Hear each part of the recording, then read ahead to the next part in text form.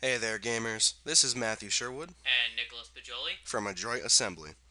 We are here today to showcase a gameplay overview of our upcoming indie game, PIHT, placed in Hell Tunnels, which is a top-down third-person dungeon crawler. Now bear in mind that this is just a mock-up level design in order for us to better show you the type of gameplay we are looking to achieve. If you look down in the bottom left, the mouse is going to represent our spawn player in the game. Throughout this video, the pencil trail is going to be representing the movement of the player. Coming out of the spawn point, there is an easily accessible treasure piece in front of the player. Treasure plays a big part into the challenge of PID. By collecting treasure and killing enemies, you gain points. Your points also act as currency, and there are shops in between every level that offers the player extra buffs to their health and strength, among other things, for a price. You, the player, needs to make the choice whether to save your points to rank up on the leaderboards, or spend them to make your journey easier. Moving on throughout the corridor, we eventually come across an open room with an enemy spawner. We chose to introduce the enemy spawner to the player in a room with no other obstacles to allow the player to see how they work. The diamond-shaped enemy portal spawns enemies every few seconds until the player destroys it. It is labeled normal in the video to label the enemy type that spawns.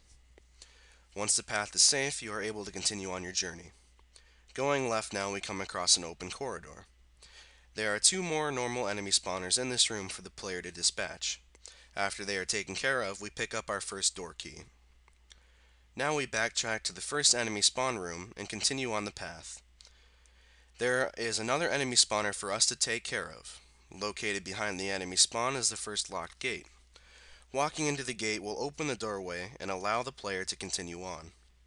At the end of this hallway, there is an optional treasure piece for the player to collect, but you must face 3 enemy spawners.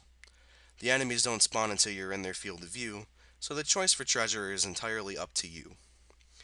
Continuing on throughout the doorway, we come across another wide section of the level.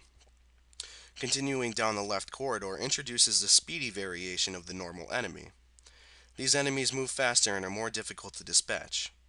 If you manage to kill them, there is another optional treasure piece. Going back into the main room, there is a room that holds 2 enemy spawners with another door key behind them. After you handle the wave of enemies and destroy their spawn, collecting the key will then open up the blue doorway. Behind this doorway is 2 corridors for the player to go through. Let's go ahead and go through the top one. As we progress through the hallway, the new enemy variant, the Ghost, begins to spawn. The once safe hallway is now being invaded by enemies. If you're fast enough, you can navigate past them and reach the end of the level. Also, if you noticed, there are 2 optional treasure pieces to collect through the other corridor. Going through that hallway also spawns ghosts, so you must be careful. This now concludes our walkthrough of our alpha stage level design for our upcoming indie game, PIT, placed in Hell Tunnels.